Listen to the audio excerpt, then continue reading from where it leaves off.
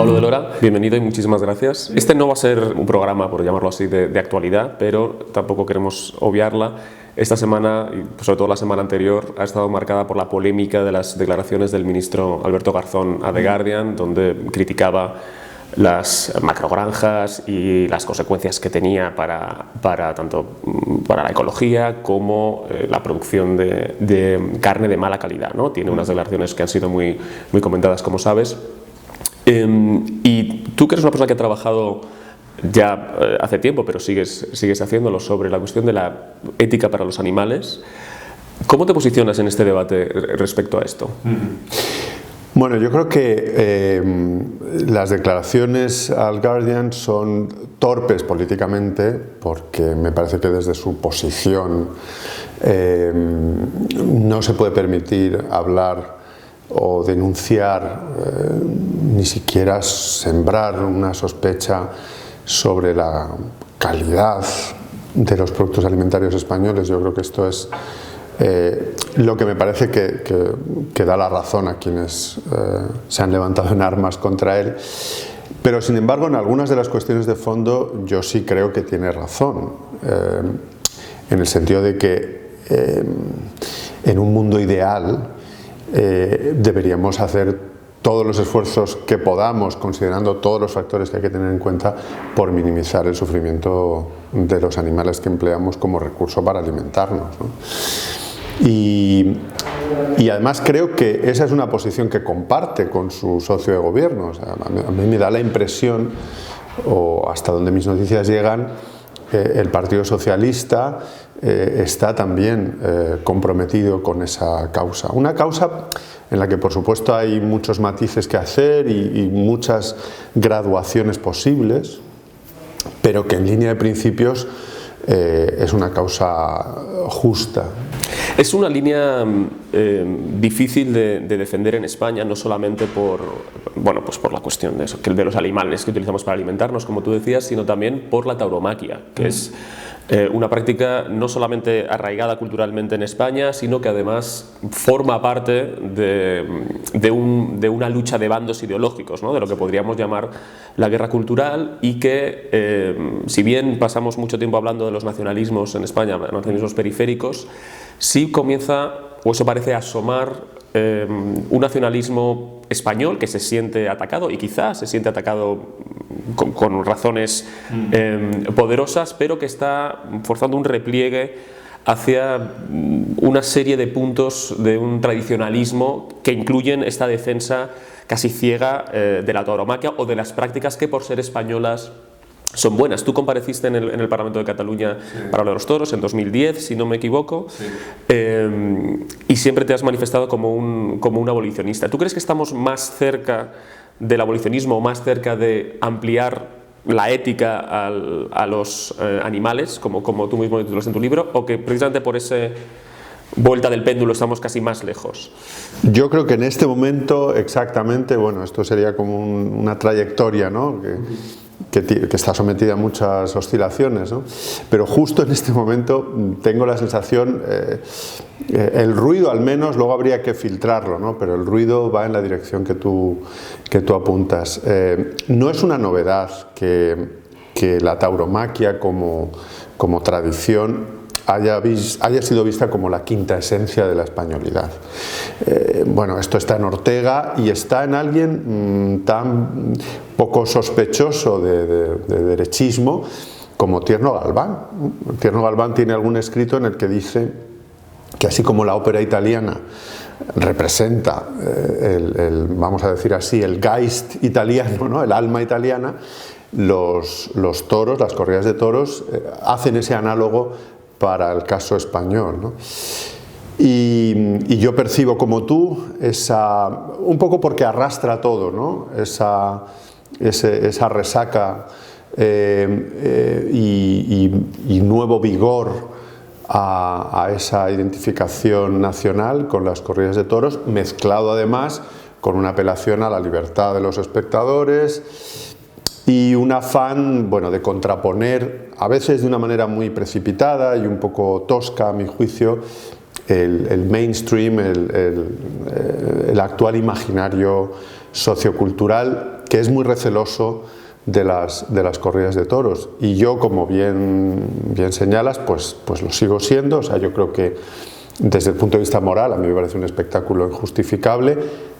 Hay otro tipo de razones para supervivencia, por supuesto, que habrá que también ponderar, pero me parece que las corridas de toros representan lo peor de nuestras actitudes hacia seres sintientes. Por cierto, acabamos en el Código Civil de declarar a los animales domésticos como seres sintientes, como si no lo supiéramos, pero para que eso tenga consecuencias jurídicas no desdeñables, ¿no? Y curiosamente, cuando yo comparecí en el Parlamento de Cataluña, mucha gente me decía que le estaba haciendo el juego al nacionalismo catalán, ¿no?, que veían las corridas de toros la quinta esencia de la españolidad, y que por tanto utilizaban espuriamente o instrumentalmente ese debate como una forma de atacar a España, ¿no? Y yo creo que esas apelaciones son tramposas, porque así como hay claramente un elemento identificador de lo español en las corridas de toros, también hay un elemento, yo reivindicaría un elemento caracterizador de lo español también en su objeción. O sea, Jovellanos es un español ilustrado, reivindicable, que se opuso, como tantos otros ilustrados españoles, como tantos otros escritores, a las corridas de toros. Y en el ámbito del nacionalismo catalán hay muchos partidarios de los correbous y de otros espectáculos taurinos que defienden a capa y espada, nunca mejor dicho. Claro. Además es que no son incompatibles, es decir, puede ser que mucha gente en Cataluña esté en contra de los toros o haya querido abolir la tauromaquia por expulsar a España de Cataluña, o lo que tenga una reminiscencia española. Totalmente. Y eso es compatible con querer abolirlos porque se considera una práctica inmoral, ¿no? Quiero decir que... Bueno, o sea, esa era exactamente mi posición. Todos hacemos algún juego cuando abrazamos alguna causa, y los efectos de ese abrazo colaterales, pues sí, a veces los podemos controlar, a veces no, pero muchas veces ocurre que uno abraza una causa por principios y la sostiene, no dirían aunque perezca el mundo, pero todas las cosas consideradas, ¿no? Y a mí me parece que la abolición de las corridas de toros era una causa justa en Cataluña, fue un primer paso para mí muy valioso, y lo sigue siendo. Creo que ahora ya no eres sospechoso ni muchísimo menos de hacerle el juego al nacionalismo catalán. Has publicado muchas tribunas, tanto en The Objective como en otros lugares, donde has manifestado un claro compromiso cívico con la Constitución, con su cumplimiento y con un concepto de ciudadanía que para nada es compatible con la noción etnolingüística más de ethos que de demos que tiene el nacionalismo catalán, y no has tenido ningún problema en manifestar tu opinión en los casos. ¿Tu compromiso hacia la España constitucional ha crecido a raíz de estos embistes contra el Estado de Derecho, o siempre has sentido que era algo necesario defender? No, ha crecido, claramente. O sea, yo vivía en una cierta paz, creo que como muchos otros, ¿no? Pero los años entre precisamente, no ese momento exactamente del 2010, pero sí 2012, con la primera consulta así llamada, y no digamos ya a medida que nos íbamos acercando al funesto 2017, sí me han despertado la conciencia, ¿no?, como diríamos en términos marxistas clásicos, ¿no? Sí, es así. ¿Y tu postura frente al nacionalismo te ha alejado de colegas con los que, por otra parte, coincides en otras cosas? Porque yo, por ejemplo, he sentido, tú también has vivido fuera, que yo tengo muchos amigos, muchos colegas con los que coincido en casi todo, pero discrepamos en la cuestión del nacionalismo. Es decir, que si viviéramos en Italia, en Francia o en Estados Unidos, es muy probable que votáramos al mismo partido, pero aquí tenemos diferencias casi insalvables por la cuestión nacional, por la cuestión de la soberanía nacional, o incluso compartiendo que la soberanía nacional reside en el conjunto de los españoles por tener una postura más o menos beligerante o por presumir más o menos toxicidad en el nacionalismo. ¿Tú participas de esta sensación? O sea, a mí lo que me ha alejado de algunas personas o ideológicamente de ciertos sectores no es tanto el nacionalismo a secas, sino la alianza del nacionalismo con la izquierda o con el pensamiento de izquierdas. Eso sí que para mí ha sido enormemente decepcionante, comprobar hasta qué punto, por razones muchas veces puramente tácticas o estratégicas, y a veces también porque yo creo que se ha pensado mal el hecho nacionalista, personas con las que por otro lado comparto algunos principios importantes mantienen esa alianza de una manera para mí inaceptable, ¿no?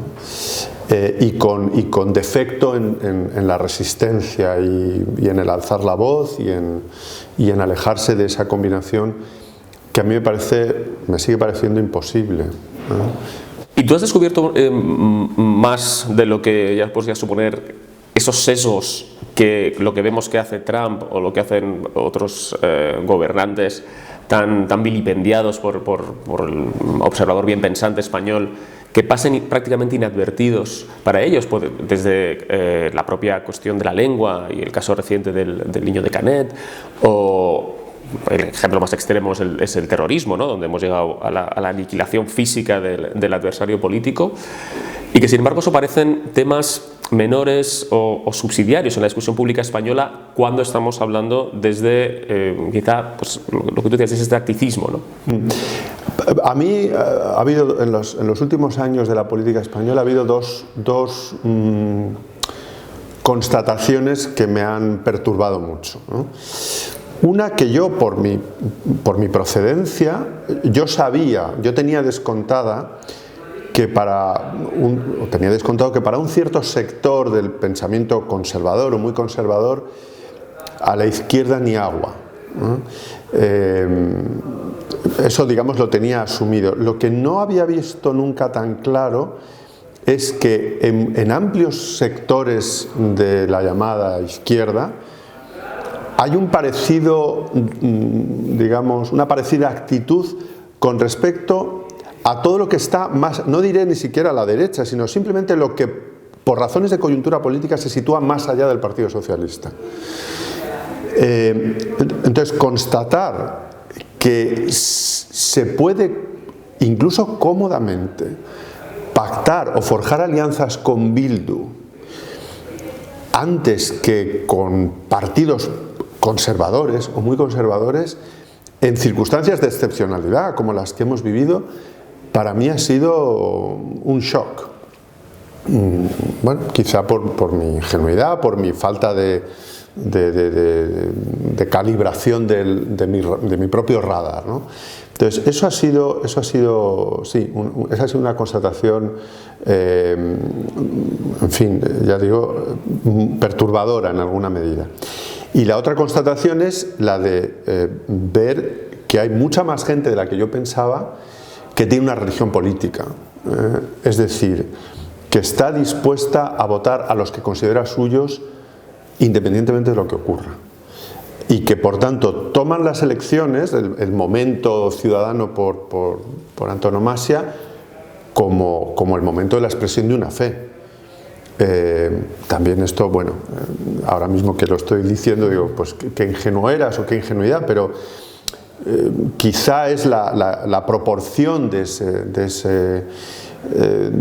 ese personaje, digamos, de ese ciudadano, el número de esos ciudadanos que tienen esa suerte o que abrazan esa suerte de religión política, lo que a mí me decepciona y me deprime más, ¿no? O sea, que por muchas mentiras, por muchas faltas de compromiso, por muchos volantazos, por muchas alianzas que hace 10 minutos se han considerado tóxicas, mi representante político haga, yo le voy a seguir votando porque tiene la marca. Es un descubrimiento que me he encontrado con más personas, más observadores, que por decirlo así, en los últimos 10 años, se les ha revelado, se nos ha, también, yo me incluyo también, revelado la irracionalidad humana de una forma que no esperábamos. Es decir, que nos hemos criado a lo mejor en una fe en la democracia liberal que depende en gran medida de la racionalidad del ser humano y del ciudadano por elegir la mejor opción, que resulta no ser cierta, ¿no? Entonces, bueno, aquí todos los avances que conocemos de la neurociencia, de la psicología cognitiva, que nos habla de lo que somos y de nuestra incapacidad para pensar racionalmente, pues digamos que se nos han echado encima y la cuestión es qué hacemos a partir de ahí, es decir, ¿cómo hacemos que ciudadanos que sabemos irracionales puedan elegir la mejor opción realmente, o puedan no traicionarse? ¿O es más importante el calor de la tribu que la verdadera libertad? Bueno, yo no tengo una fórmula, ni mucho menos, ni una receta para esta encomienda tan importante que tú apuntas, ¿no?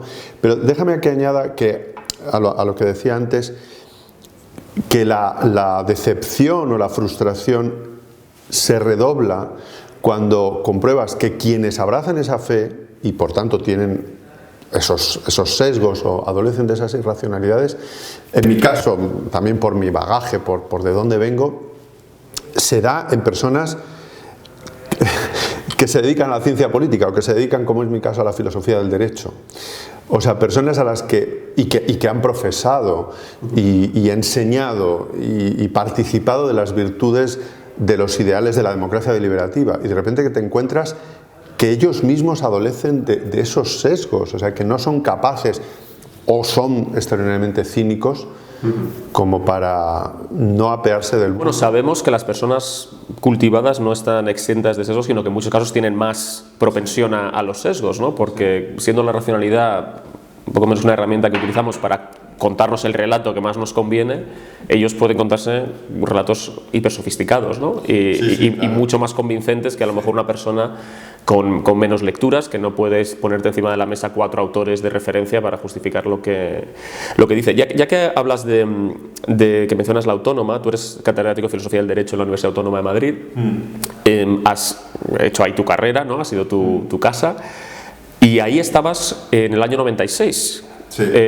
Cuando ETA asesinó a Francisco Tomás y Valiente, ex presidente del Tribunal Constitucional. ¿Cómo recuerdas ese día, esos días, y cuánto pesa ese recuerdo en tu relación actual con, pues, lo que hablábamos antes, con los pactos con Bildu, por ejemplo, con que se pacte con un partido que todavía no condena ese asesinato o que lo justifica? Pues ese día yo lo recuerdo como, digamos, salvando el fallecimiento de mis padres, pues probablemente uno de los peores días de mi vida. Por razones que tienen que ver con mi, ya entonces, como para cualquiera que hubiera tenido la ocasión o el privilegio de hablar 5 minutos con alguien a quien a mí me costó mucho llamarle Paco Tomás, pero que luego, bueno, pues he tenido el privilegio de poder llamarle Paco Tomás. No solo por razones de admiración profunda a una persona que fue un profesor universitario de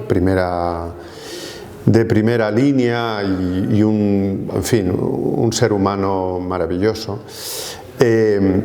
sino también porque a mí, bueno, me vinculaba con algunas de sus en fin, personas más cercanas de su familia, una relación muy estrecha.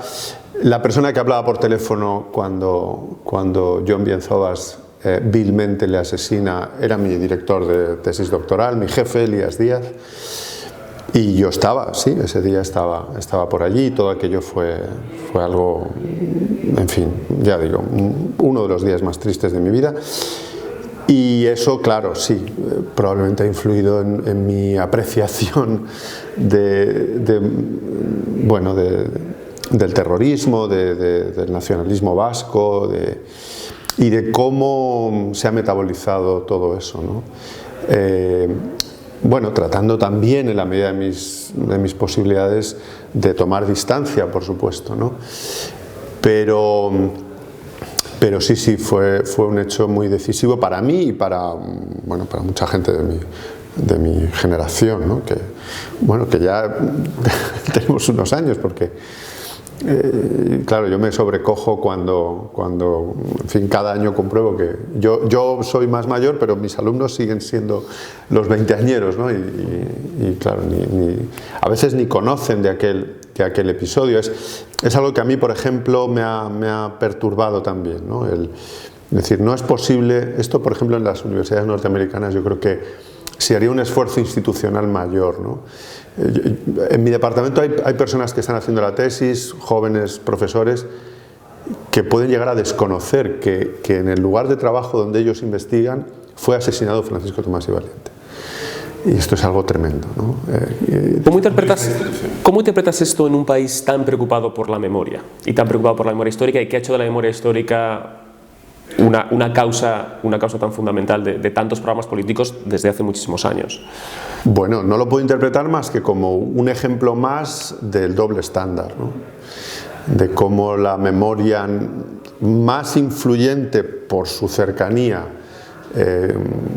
se orilla y entonces conviene olvidar, conviene pasar página, y sin embargo aquella memoria sobre la que hemos construido una épica y un imaginario muchas veces completamente infiel a lo que ocurrió, se utiliza políticamente o se exprime tanto como se pueda, ¿no?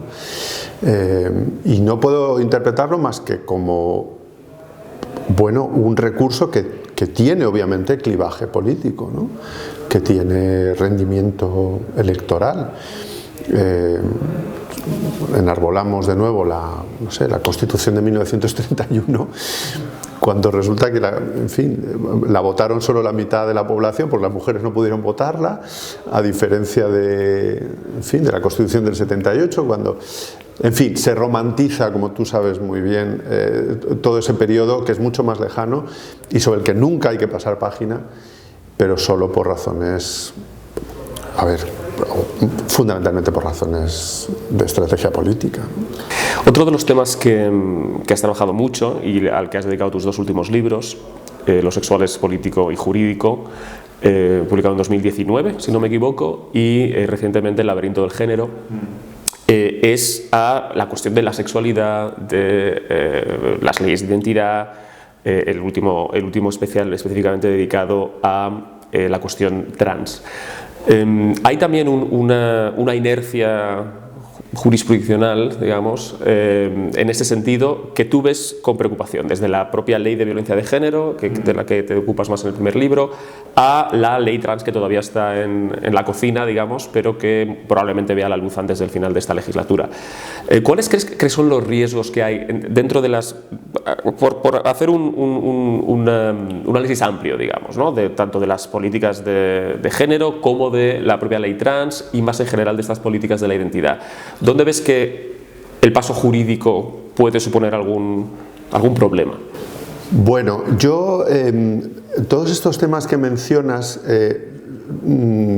tienen una motivación inicial siempre vinculada a mi sorpresa o a mi entusiasmo sorpresivo frente a un argumento, una tesis, una toma de postura que de alguna manera ha socavado mis cimientos, ¿no? Entonces, a mí eso siempre me ha suscitado, ya digo, entusiasmo. Nosotros, de nuevo, y recuperando un poco la cuestión de Paco Tomás, ¿no? Nosotros, quiere decir mi generación, los que estudiamos Derecho a principios, mediados de los 80, principios de los 90, fuimos instruidos como juristas en la admiración hacia el Tribunal Constitucional, ¿no? que presidía Paco Tomás. Y de repente un día, pues uno leía un trabajo muy bien hecho en el que se cuestionaba las credenciales, no tanto las credenciales democráticas, lo voy a expresar mal, sino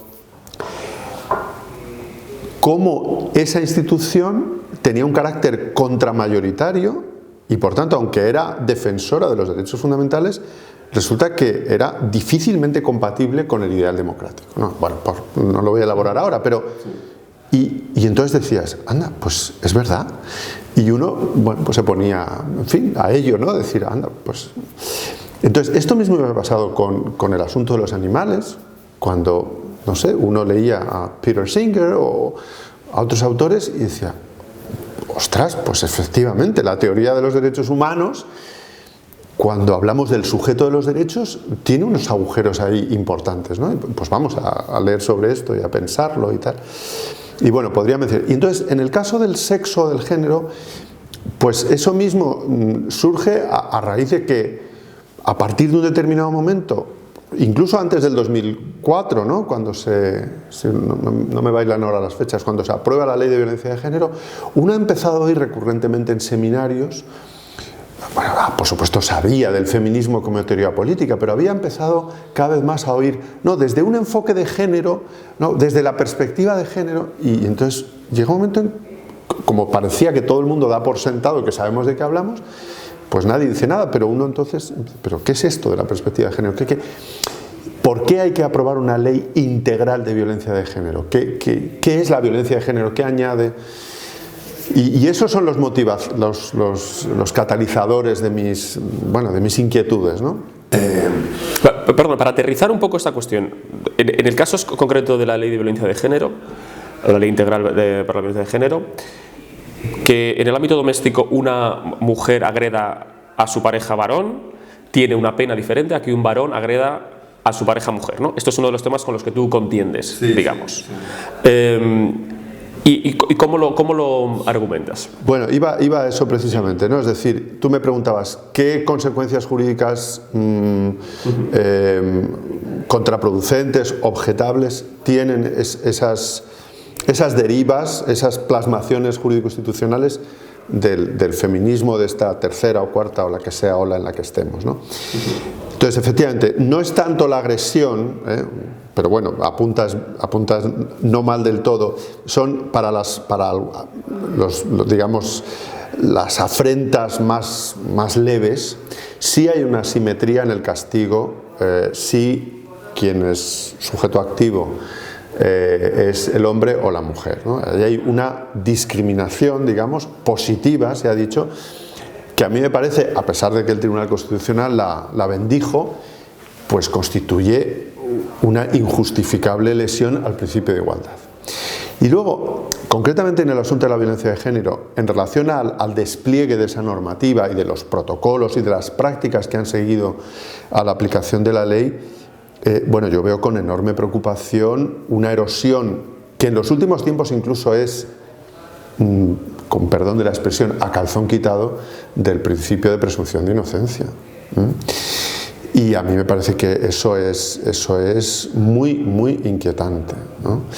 Y en relación con las leyes, bueno, todavía proyectos que tienen que ver con las personas transgénero, aparte de que detrás de esas iniciativas legislativas hay cosas que se han pensado mal y una, digamos, forma de compromiso con el constructivismo en filosofía que a mí me parece muy, muy problemático, la negación del dimorfismo sexual, etc. Me parece que esas iniciativas que abrazan la idea de la autoidentidad de género como único requisito para poder modificar la mención del sexo en el registro civil, tiene consecuencias enormemente problemáticas, ¿no?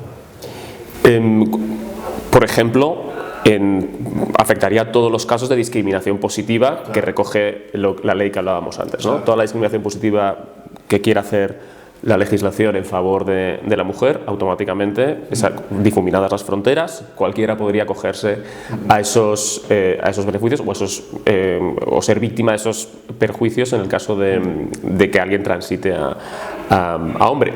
Y además de eso, ¿qué otros problemas ves? ¿Crees que puede griparse, por decirlo así, el sistema, de alguna forma, que no estamos anticipando lo que puede pasar? Sí, yo creo que no lo estamos anticipando. Y déjame que añada algo que se me quedó antes en el tintero a propósito de la ley de violencia de género, que por otro lado me parece también que respondía a una preocupación genuina y a un contexto que había que superar.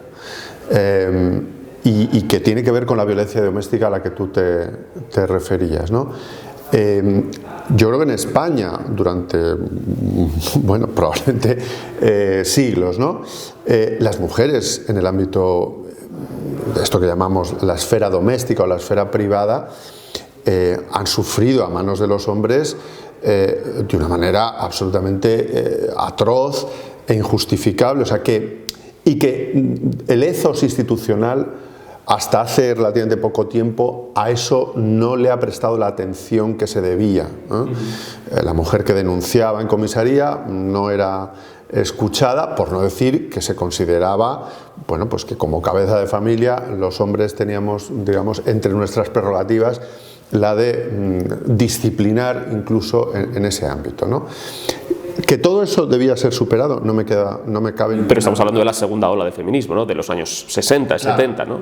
Y que en España, bueno, el episodio probablemente, por señalarlo, identificarlo, yo creo que se puede hacer, que precipitó todo, fue el espantoso crimen de Ana Orantes. Ana Orantes. Y todo eso yo creo que motivó justificadamente esa suerte de revolución jurídica institucional. Pero a mí me tienen que todavía persuadir de que en esa batalla era necesaria esa asimetría en el castigo penal, porque yo creo que no es así. O sea, no hacía falta cargar tanto las tintas, en absoluto.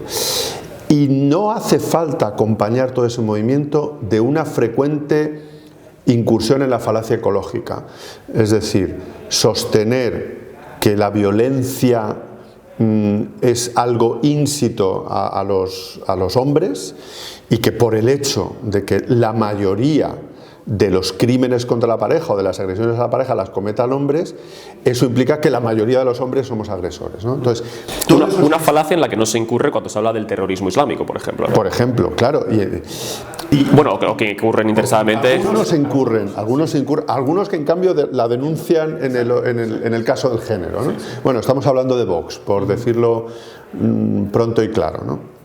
Entonces, todo ese imaginario social y cultural que se ha construido, a mí me parece enormemente pernicioso, y personas que, de nuevo, volvemos a los que antes teníamos en la cabeza, ¿no? Que abrazan los ideales de la democracia liberal, tendrían que ser los primeros en decir, no, cuando uno dice que es negacionista de la violencia de género, no está diciendo que niegue la importancia y la relevancia y la gravedad moral de las afrentas o de las agresiones a las mujeres. Lo que está diciendo es que el concepto bajo el que jurídico-institucionalmente esto se construye está mal. Los hombres, cuando agreden a las mujeres, no siempre lo hacen con ánimo machista. De la misma manera que los blancos, cuando agreden a los negros, no siempre lo hacen con ánimo racista. Y la propia idea de agredir o matar a una mujer por el mero hecho de serlo es una idea estúpida.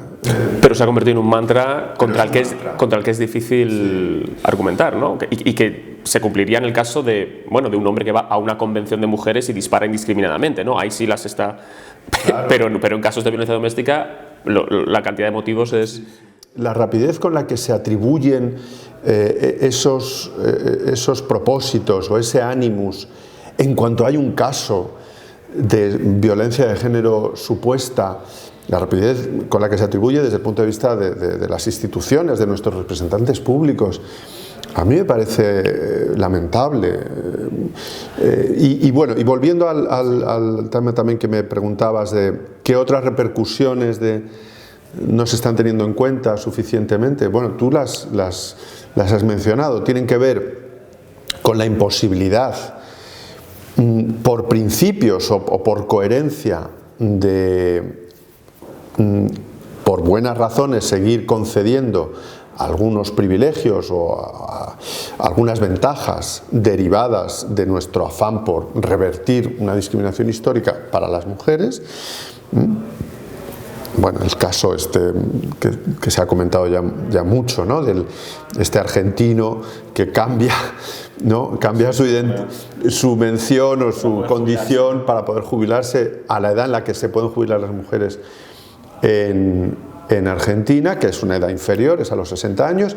Hay un caso reciente también en Argentina de una persona, hombre, que con el afán de poder mejorar su convenio regulador, sus visitas a sus hijos, porque considera que por el hecho de ser hombre le están perjudicando en la posibilidad de ver a sus hijos, ha cambiado o pretende cambiar su mención del sexo, y entonces como mujer ya poder reclamar pues la custodia compartida, por ejemplo.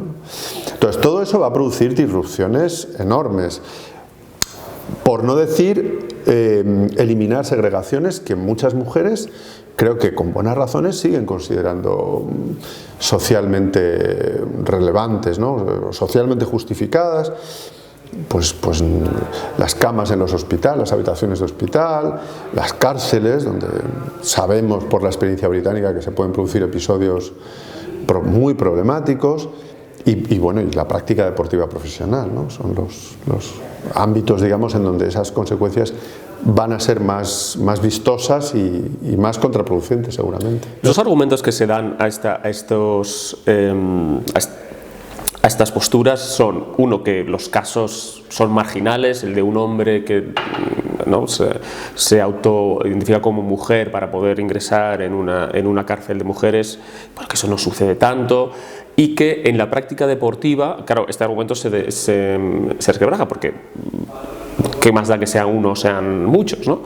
Y en la práctica deportiva, que a mí me parece más problemático porque realmente se cree que es el más negacionista de la biología, ¿no?, por decirlo así.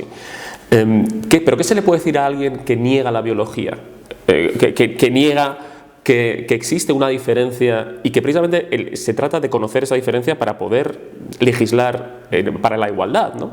Cuando tú te encuentras a personas que por otra parte muchas veces defienden los derechos de los animales, retomando lo que decíamos antes, es decir, que entiende que existe ese elemento y que no somos solamente seres pensantes que se consideran cosas, sino que hay una realidad objetiva de nosotros. Ante no me gusta abusar de la palabra negacionista, pero ante esa negación, por decirlo así, del hecho biológico, ¿cómo puede reaccionar? Es decir, ¿por qué está perdiendo la defensa de la biología o la defensa de la ciencia, por decirlo de alguna forma?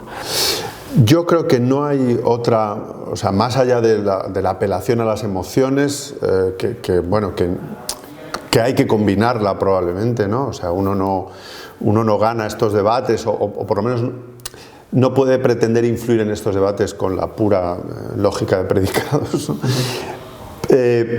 Pero sí me parece que hay efectividad en ese diálogo, en esa conversación, cuando uno logra hacer ver a quien, por ejemplo, niega la biología, cuán importante le parece la biología para ámbitos que son suficientemente próximos, ¿no? Y llamar la atención sobre esa incoherencia, bueno, si estamos, claro, en un debate honesto y que es mucho presuponer a veces, ¿no?, tiene que mover a la reflexión, ¿no? Entonces, quien niega la biología en el deporte profesional y está dispuesto, porque dice que son mujeres, a que en boxeo o en rugby o en baloncesto las mujeres trans compitan a pesar de sus evidentes ventajas, ¿no?, de todo tipo, incluso si reducen los niveles de testosterona, niega la biología también para acabar con la segregación entre categorías infantiles, junior y adultas.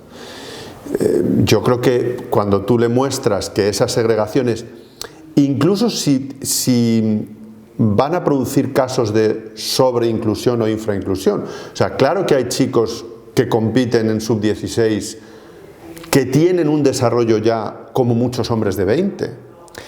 Todas las reglas o las categorizaciones que hagamos serán insuficientemente finas, pero son suficientemente coherentes de acuerdo con los principios subyacentes, y eso es lo que importa. Entonces, si en promedio, yo hace poco lo escribía en el Objective, ¿no?, si en promedio la evidencia disponible nos dice el puñetazo en promedio de un hombre en su intensidad es un 163% superior al de una mujer, ¿cómo no vamos a tener eso en cuenta? ¿Usted permitiría un combate de boxeo entre un sub-16, un chico de 15 años y un hombre de 30?